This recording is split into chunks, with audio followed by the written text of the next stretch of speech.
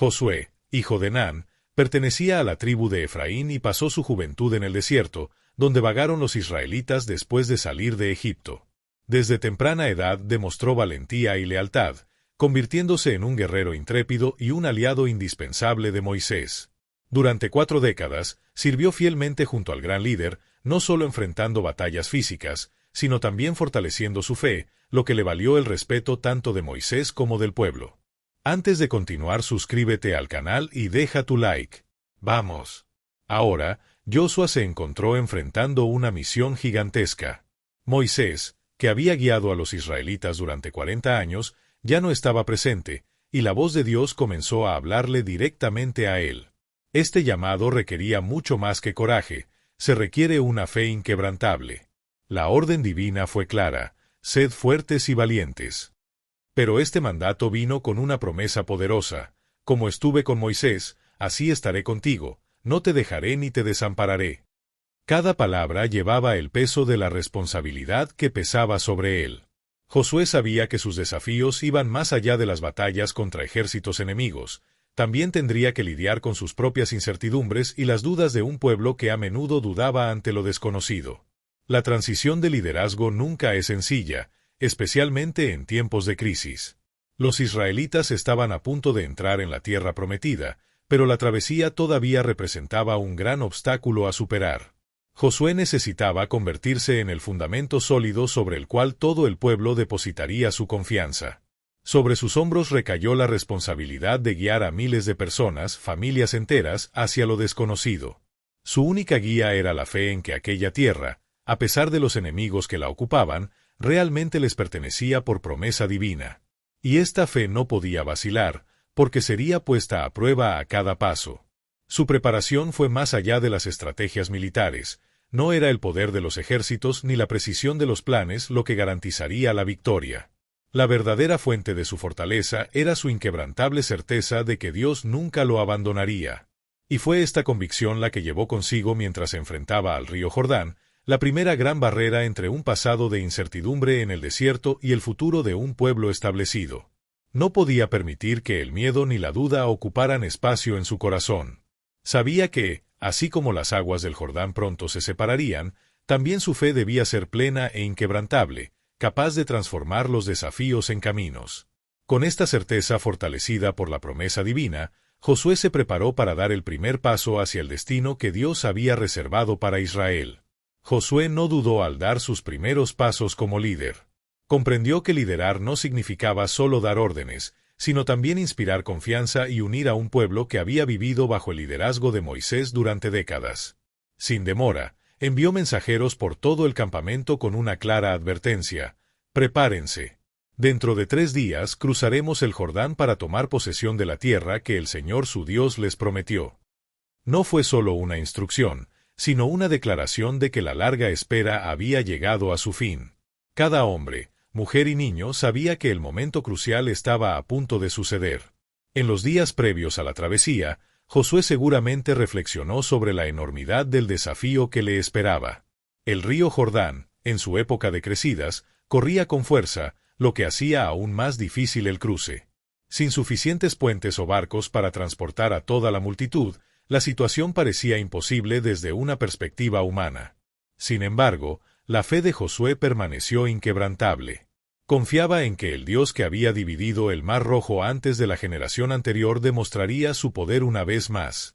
Tras esta convicción, ordenó a los sacerdotes que llevaran el arca de la alianza marchando hacia adelante. El arca, símbolo visible de la presencia de Dios entre los israelitas, se convirtió en el centro de confianza para Josué y el pueblo, señalando que la travesía no dependería de la fuerza humana, sino de la intervención divina.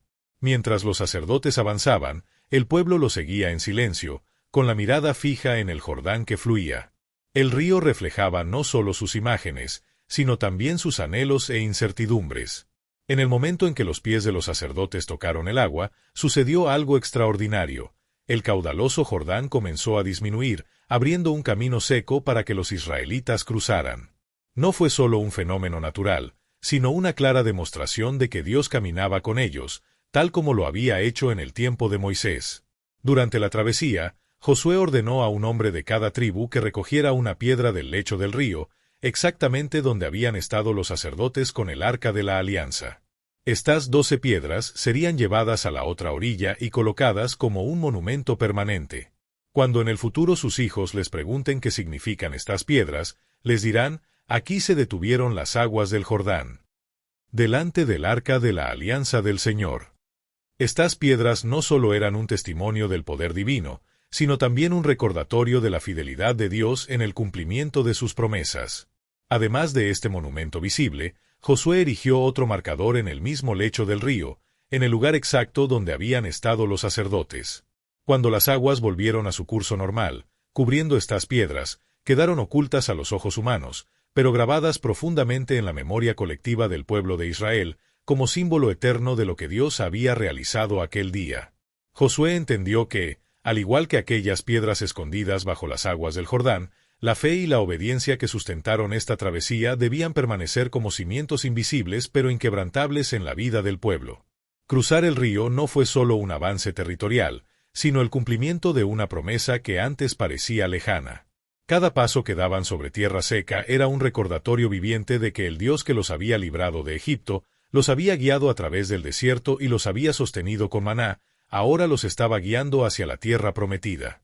Sabía que el verdadero desafío no estaba solo en las batallas que les aguardaban, sino en preservar la fe que los había llevado hasta allí. Cruzar el Jordán fue solo el comienzo. El camino que tenían por delante exigiría el mismo coraje, obediencia y confianza en el Dios que los había llamado. Ahora, con el pueblo establecido al otro lado del río, la sensación de logro era real, pero Josué era consciente de que el viaje estaba lejos de terminar.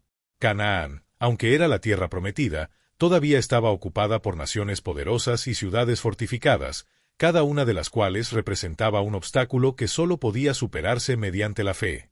La primera de estas ciudades fue Jericó, cuyos inmensos muros eran conocidos por su aparente invulnerabilidad.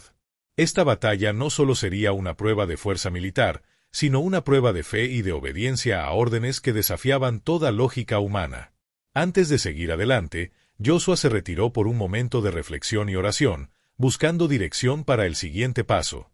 En el silencio de ese momento, una figura inesperada apareció ante él, un hombre con una espada desenvainada, dispuesto a revelar el propósito divino de esa misión. Josué, sin saber si aquel misterioso guerrero era un aliado o un enemigo, no dudó en interrogarlo directamente: ¿estás de nuestro lado o del lado de nuestros adversarios? La respuesta fue clara y firme: ninguno de los dos.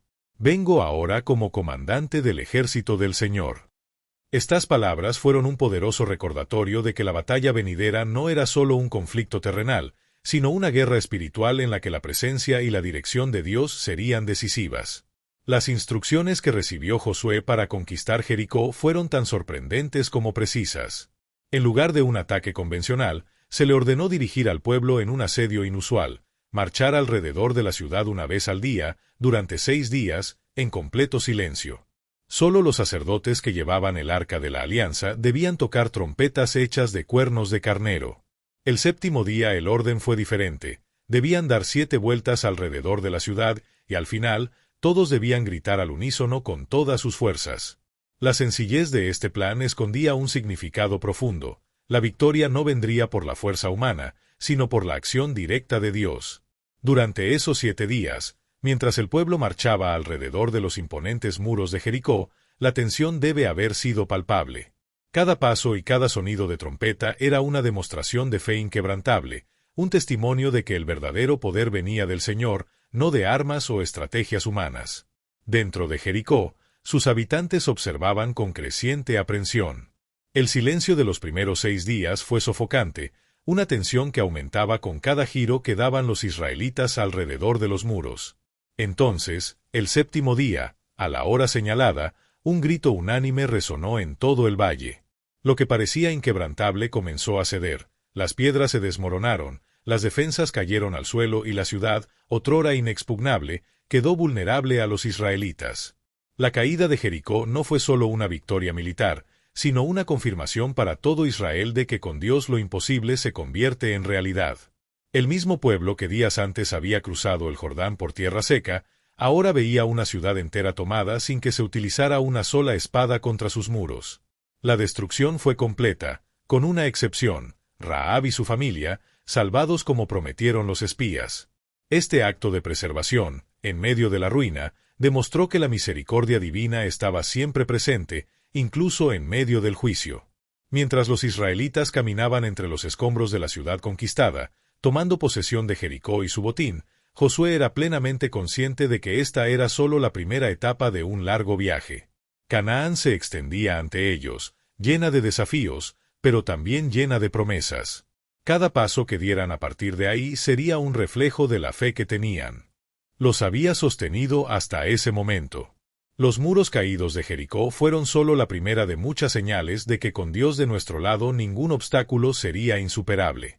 Josué ahora dirigía no solo un ejército, sino una nación entera unida por la fe y un propósito común.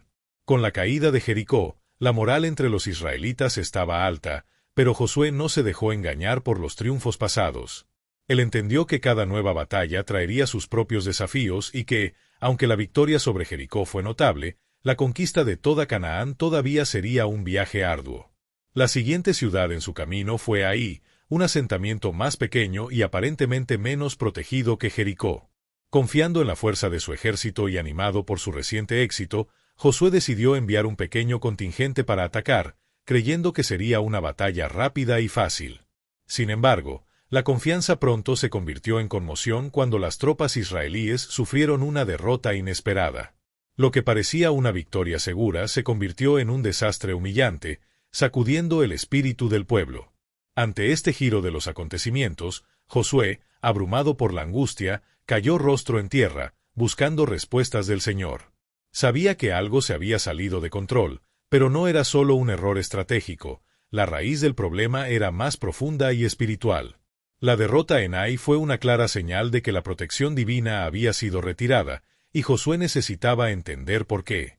La respuesta llegó de manera directa y severa: había pecado entre el pueblo. Alguien había desobedecido las órdenes dadas en Jericó, tomando para sí bienes que debían ser consagrados o destruidos. Este acto de infidelidad rompió el pacto entre Dios e Israel, resultando en la retirada del favor divino. Para volver al camino de la victoria, Josué necesitaría ocuparse de esta transgresión y restaurar el pacto con el Señor. Con el corazón apesadumbrado, Josué sabía que necesitaba abordar esta transgresión para restaurar la santidad y la unidad del pueblo. Tras una investigación detallada, se identificó a Acán como el responsable. Había tomado oro, plata y un manto valioso de Jericó y los había escondido en su tienda. Su acto de desobediencia no solo le afectó a él mismo, sino que trajo consecuencias para toda la nación. Aunque profundamente entristecido, Josué entendió que era necesario hacer justicia para que el favor de Dios regresara a Israel. Acán y todo lo que le pertenecía fueron destruidos en el valle de Ase, sirviendo como una advertencia solemne a todo el pueblo sobre la gravedad de la desobediencia. Una vez eliminado el pecado de Israel, Josué reorganizó sus fuerzas y se preparó para un nuevo ataque a Ai. Esta vez, el enfoque fue diferente. Con guía divina, Josué ideó una estrategia cuidadosa. Preparó una emboscada, atrayendo al ejército enemigo fuera de la ciudad y luego rodeándola por todos lados. El plan funcionó a la perfección y Ahí fue capturado y destruido. Esta vez, sin embargo, a los israelitas se les permitió tomar el botín de la ciudad, demostrando que cuando seguían las instrucciones de Dios, la victoria les era concedida sin obstáculos. La conquista de Ahí restauró la confianza del pueblo, pero también reforzó una lección esencial: el éxito de Israel no dependía solo del poder militar o de la planificación estratégica, sino, sobre todo, de su fidelidad y obediencia al Señor.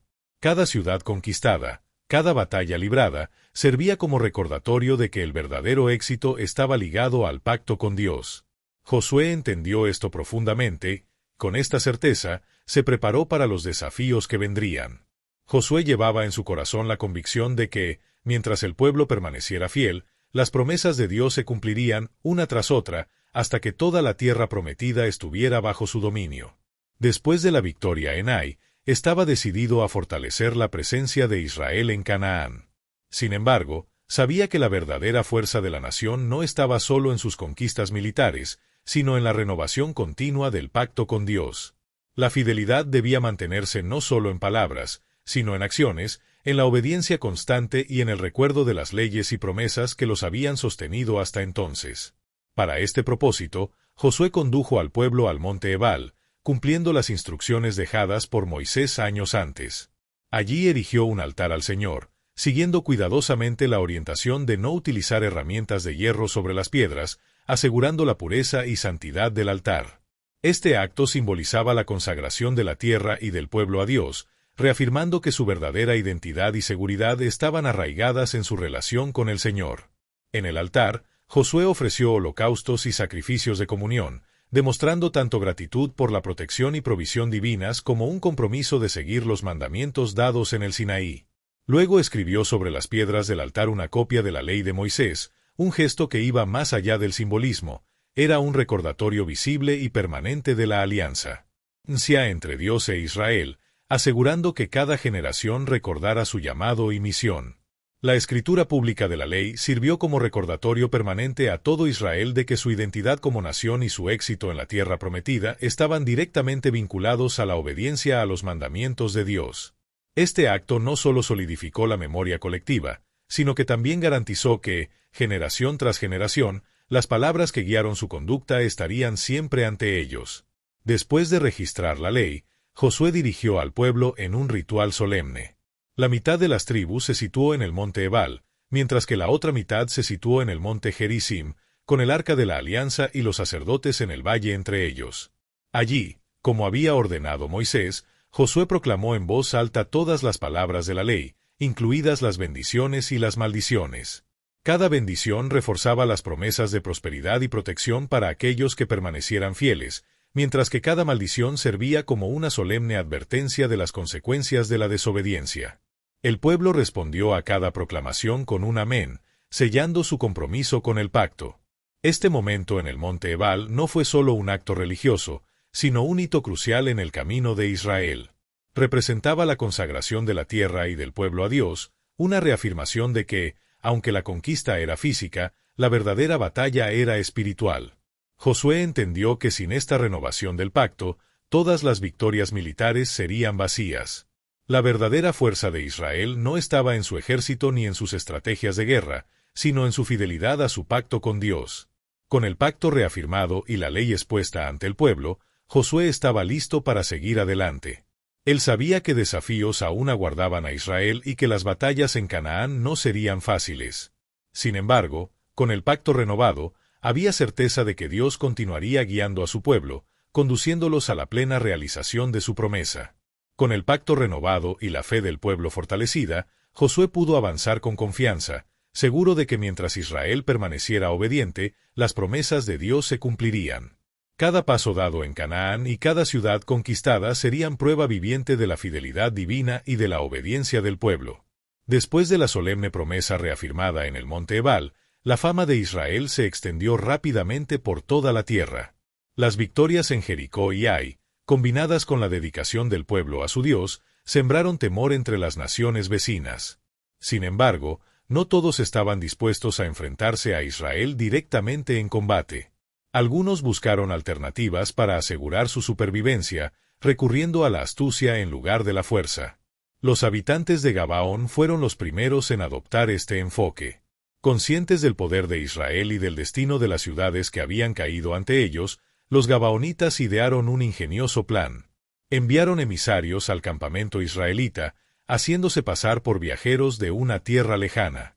Llevaban ropas raídas y llevaban pan seco y mohoso, creando la ilusión de que habían recorrido un largo viaje. Su propósito era engañar a Josué y a los líderes de Israel haciéndoles creer que venían de un territorio remoto, mucho más allá de las fronteras de Canaán. Con esta estrategia cuidadosamente planificada, los gabaonitas solicitaron un tratado de paz, buscando protección para su pueblo sin tener que enfrentarse a Israel en el campo de batalla. Josué, confiando en el aspecto cansado y en las palabras de los gabaonitas, hizo un tratado de paz con ellos sin buscar la guía del Señor. Sin embargo, apenas 3 días después de la firma del tratado, salió a la luz la verdad. Los gabaonitas no eran viajeros de tierras lejanas, sino habitantes cercanos, nativos de Canaán. La revelación causó indignación entre los israelitas, que se sintieron engañados y frustrados. Sin embargo, Josué sabía que un juramento hecho en nombre de Dios no podía ser violado. Así, aunque se salvaron de la destrucción, los gabaonitas fueron destinados a servir como leñadores y aguadores, tanto para el pueblo de Israel como para el altar del Señor. Este episodio reveló más que la astucia de los habitantes de Canaán, expuso las consecuencias de tomar decisiones sin buscar la guía divina. Josué aprendió una valiosa lección. No importa cuán obvia pareciera una situación, consultar a Dios era esencial para evitar errores estratégicos y espirituales. A pesar del fracaso, la alianza con los gabaonitas acabó produciendo un resultado inesperado. Pronto se hizo evidente que los enemigos de Israel no solo temían su fuerza, sino que también estaban dispuestos a atacar a cualquiera que se hubiera aliado con ellos. 5 reyes amorreos, al enterarse del pacto entre Gabaón e Israel, unieron sus fuerzas para destruir la ciudad antes de que Josué pudiera intervenir. Amenazados, los gabaonitas, sin otra salida, enviaron un mensaje urgente a Josué, pidiendo ayuda. Josué, ahora plenamente consciente del impacto de sus decisiones, no dudó. Decidido a honrar su alianza con Gabaón, movilizó su ejército y en una marcha nocturna avanzó rápidamente hacia sorprender a los enemigos. Al amanecer, lanzó un ataque repentino contra las fuerzas de los 5 reyes amorreos. La batalla fue feroz, pero Israel no luchó solo, el Señor estaba del lado de su pueblo. En el fragor de la batalla, Josué clamó a Dios e hizo una petición audaz, que el sol y la luna se detuvieran, prolongando el día para asegurar la victoria total. Y así sucedió. El sol permaneció en el cielo y el día se prolongó hasta que los israelitas derrotaron completamente a sus adversarios. Este triunfo, marcado por una señal tan extraordinaria, no solo aseguró la protección de Gabaón, sino que también estableció a Josué como un líder cuya autoridad provenía de su pacto con Dios. La derrota de los 5 reyes fue un golpe aplastante para los enemigos de Israel, quienes ahora entendieron que su lucha no era solo contra guerreros, sino contra el mismo Dios de Israel. Con esta amenaza neutralizada, Josué continuó con determinación, expandiendo sus campañas militares al sur de Canaán. Cada ciudad conquistada y cada victoria alcanzada era una prueba concreta de la fidelidad de Dios y del cumplimiento de su promesa de entregar toda la tierra a su pueblo. Liderando a Israel con una comprensión renovada de la importancia de la obediencia, Josué se mantuvo firme, sabiendo que el verdadero éxito de la nación dependía no solo de su estrategia militar, sino de una fidelidad inquebrantable al Señor. La campaña de conquista avanzó rápidamente y el cumplimiento de la promesa de Dios con respecto a Canaán se hizo cada vez más evidente. Después de la victoria sobre los 5 reyes y sus ejércitos, Josué no dudó. Sabía que la conquista total de la tierra requería una acción continua y decisiva. Con el sur de Canaán debilitado por la reciente derrota de los amorreos, surgió una oportunidad estratégica para consolidar el gobierno israelita antes de que sus enemigos tuvieran tiempo de reorganizarse. Josué aprovechó este momento y dirigió a su pueblo en una ofensiva implacable, moviéndose rápidamente de ciudad en ciudad para asegurar el control total de la región. Su primera parada fue Maqueda, donde los 5 reyes derrotados se habían refugiado en una cueva. Josué ordenó que la entrada fuera sellada con grandes piedras y custodiada por soldados mientras sus tropas terminaban la batalla contra los ejércitos restantes. Después de asegurar la victoria, Josué regresó a la cueva, sacó a los reyes y los ejecutó, cumpliendo la orden divina de eliminar a quienes se oponían a la posesión de la tierra. Sus cuerpos fueron colgados hasta el anochecer y luego arrojados de nuevo a la cueva, que fue sellada para siempre. Este acto no solo demostró la justicia divina sobre los enemigos de Israel, sino que también sirvió como una clara advertencia al resto de los habitantes de Canaán de que la promesa de Dios se estaba cumpliendo y que nada podría detener el avance de su pueblo. La determinación de Josué, combinada con el poder de Israel sostenido por Dios, fue inquebrantable. Una vez conquistada Maceda, siguió adelante y expandió su campaña militar hacia el sur de Canaán. Liderando su ejército con estrategia y precisión, Josué atacó y tomó ciudades estratégicas como Libna, Laquis, Eglón, Hebrón y Debir, derrotando a sus reyes y destruyendo completamente sus fuerzas. Su plan era claro: debilitar el corazón del sur de Canaán, asegurando que ninguna ciudad tuviera la oportunidad de reorganizarse para resistir el gobierno de Israel. Cada victoria consolidaba la presencia israelita en la tierra y reducía la capacidad del enemigo de ofrecer una resistencia significativa. Pero estos logros fueron más allá del ámbito militar, representaban el cumplimiento de la promesa hecha por Dios a Abraham, Isaac y Jacob de que sus descendientes heredarían la tierra de Canaán. Josué entendió que no era solo un líder militar, sino un instrumento en el cumplimiento de esta promesa. Cada paso que daba estaba alineado con el plan divino para su pueblo. Con el sur pacificado, su atención se dirigió al norte de Canaán, donde le esperaba un nuevo y poderoso desafío. Los reyes del norte, liderados por Jabín, rey de Jase, formaron una alianza masiva y reunieron un ejército tan numeroso como la arena de la orilla del mar. Además, tenían carros y caballos, recursos militares avanzados que Israel no tenía. Para cualquier comandante humano, una fuerza tan abrumadora sería motivo de temor. Pero Josué, fortalecido por las victorias pasadas y la presencia constante de Dios, permaneció inquebrantable. El Señor le habló directamente, asegurándole que esta poderosa alianza enemiga no prevalecería y ordenándole que no temiera. Con esta certeza, Josué se preparó para afrontar otro gran desafío, confiando en que la mano de Dios guiaría a Israel hacia la victoria. Josué condujo sus tropas a Merom, y con un ataque sorpresa, desestabilizó completamente al ejército enemigo. La batalla fue intensa, pero la mano de Dios estaba sobre Israel, asegurando una victoria decisiva. Bajo su liderazgo, los israelitas derrotaron a la poderosa coalición del norte, capturaron Jase, el principal centro de mando de la región, y lo redujeron a cenizas. Pinchazo. Él y sus aliados fueron eliminados, y con la destrucción de Jase, la resistencia organizada en Canaán fue desmantelada. Con la victoria sobre las alianzas del sur y del norte, la tierra prometida quedó, en la práctica, bajo el control de Israel. Sin embargo, la misión de Josué aún no había terminado. Aunque las principales fortalezas habían caído y los ejércitos enemigos habían sido diezmados, seguían existiendo focos de resistencia dispersos por todo Canaán. La estructura de poder de las naciones opuestas había sido destruida, pero la tarea de establecer a Israel permanentemente en la tierra apenas estaba comenzando. Josué comprendió que no bastaba la posesión física de la tierra, era necesario consolidar las conquistas a través de la organización interna del pueblo. Ahora había llegado el momento de dividir los territorios entre las tribus, asegurando que cada una pudiera establecerse con seguridad. Más que un esfuerzo militar, era esencial que Israel permaneciera espiritualmente comprometido con los mandamientos de Dios. Las grandes batallas se habían ganado, pero la verdadera construcción de la nación apenas estaba comenzando. Aunque las grandes campañas militares habían llegado a su fin, la verdadera construcción de Israel como nación aún estaba por comenzar.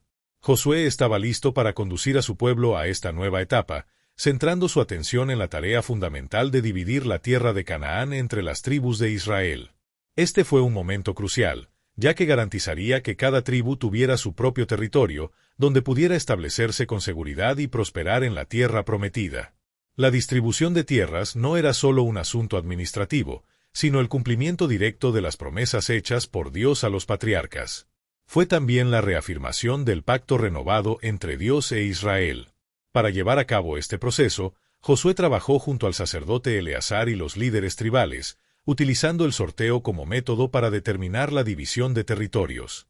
Cada tribu recibió una porción de la tierra, con excepción de la tribu de Leví, a la que, en lugar de un territorio propio, le fue asignada la tarea de habitar ciudades específicas y depender de las ofrendas y diezmos del pueblo para su sustento. Judá, Efraín y la mitad de la tribu de Manasés se establecieron al oeste del Jordán, mientras que las otras tribus ocuparon diferentes regiones de Canaán según su tamaño, sus necesidades y, en algunos casos, sus conquistas previas.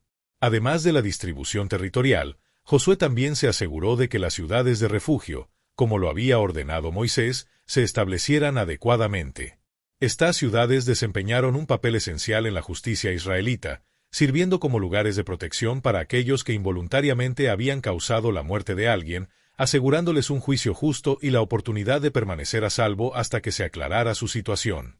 Además, Josué se aseguró de que las ciudades asignadas a los levitas se distribuyeran por todo el territorio de Israel. De esta manera, los levitas podían ejercer sus funciones sacerdotales y educativas entre todas las tribus, fortaleciendo la fe y la identidad espiritual del pueblo. A medida que las tribus tomaron posesión de sus respectivas tierras, surgió preocupación entre aquellos que se habían establecido al este del Jordán. Las tribus de Rubén, Gad y la otra mitad de Manasés temían que debido a que estaban físicamente distantes del tabernáculo en Silo, podrían terminar siendo marginadas espiritualmente de las otras tribus. Para evitar esta posible división, decidieron construir un gran altar junto al Jordán. Cuando las otras tribus se enteraron de la construcción de este altar, sospecharon que podría ser un acto de rebelión o idolatría, que podría atraer la ira de Dios sobre toda la nación. En respuesta, Josué y los líderes de Israel enviaron una delegación para investigar y confrontar a las tribus orientales. Sin embargo, en lugar de una transgresión, los líderes de Rubén, Gad y Manasés explicaron que el altar no estaba destinado al sacrificio ni a la adoración, sino más bien a un monumento conmemorativo. Serviría de testimonio para las generaciones futuras, recordando a todos que a pesar de la separación geográfica, estas tribus seguían siendo parte del pueblo de Dios, compartiendo la misma fe y los mismos pactos. Con esta explicación se disiparon los temores y se preservó la unidad entre las tribus. Con la tierra distribuida y los compromisos renovados, Josué se dio cuenta de que su viaje estaba llegando a su fin. Había cumplido fielmente su misión, conduciendo a Israel a la conquista de la tierra prometida y sentando las bases para el futuro de la nación. Después de guiar a Israel desde el cruce del Jordán hasta la conquista de Canaán, Josué, en un acto final de liderazgo, reunió a todo el pueblo, junto con sus líderes, en una gran asamblea en Siquelm. Ante ellos recordó las grandes obras de Dios, desde la llamada de Abraham hasta la liberación de Egipto y la posesión de la tierra prometida. Con palabras firmes, Josué exhortó a los israelitas a temer al Señor y servirle con integridad y fidelidad, rechazando cualquier influencia de los dioses extranjeros que sus antepasados habían adorado. Ante toda la asamblea presentó una elección clara: elegid hoy a quien serviréis. Y con determinación inquebrantable declaró: en cuanto a mí y a mi casa, serviremos al Señor. El pueblo respondió al unísono, reafirmando su compromiso de permanecer fiel a Dios y rechazar toda forma de idolatría. Para sellar este pacto renovado, Josué registró sus palabras en el libro de la ley de Dios y colocó una gran piedra debajo de un árbol como testimonio de este compromiso sagrado entre Israel y el Señor. Después de cumplir su misión con dedicación, Josué descansó de su largo viaje. Murió a la edad de 110 años y fue sepultado en Timnat Sera, en la región montañosa de Efraín, la tierra que él mismo había escogido como herencia. A lo largo de la vida de los ancianos que lo sucedieron, hombres que habían sido testigos de las obras del Señor, Israel permaneció fiel a su pacto con Dios. El legado de Josué fue innegable. Él no solo condujo a Israel a grandes victorias militares, sino que también sentó las bases para una nación que viviría en perpetua comunión con Dios. Su vida y liderazgo siguen siendo un ejemplo de fe, obediencia y dedicación, demostrando que la verdadera conquista va más allá de la posesión territorial, radica en la fidelidad al propósito divino y en la formación de un pueblo comprometido con los caminos del Señor.